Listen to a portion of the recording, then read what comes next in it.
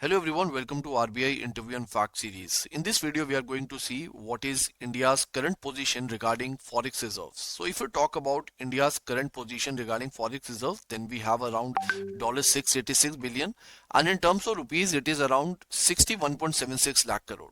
Now apart from that, I want you to understand certain important facts also regarding the present scenario of India's forex reserves. The first thing is that basically we are seeing a quality shift in our reserves. When I say a quality shift in our reserves, I mean to say that RBI is effectively swapping some paper currency exposures for hard assets like gold.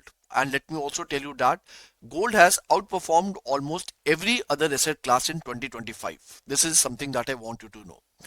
Apart from that, basically another thing that we have observed is that basically foreign currency assets as a part of our reserves, they have dropped by around 3.5 billion. What could be the reason behind it? First of all, basically the non-dollar currencies, for example euro, for example yen, that are held as a part of our reserves, they are getting weaker against a strong dollar, right? So that could be one of the important reasons.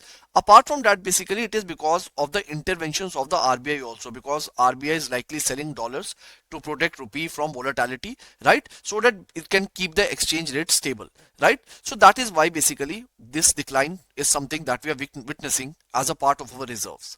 The third is regarding the import cover. So the number is $686 billion, right? So I want you to understand that basically at this level, India can pay for around 11 months of imports without earning a single dollar from exports, right? So this somewhere also highlights the financial freedom with respect to Indian currency that is there, right? So I hope it is clear to you. The video was helpful. Thank you so much. And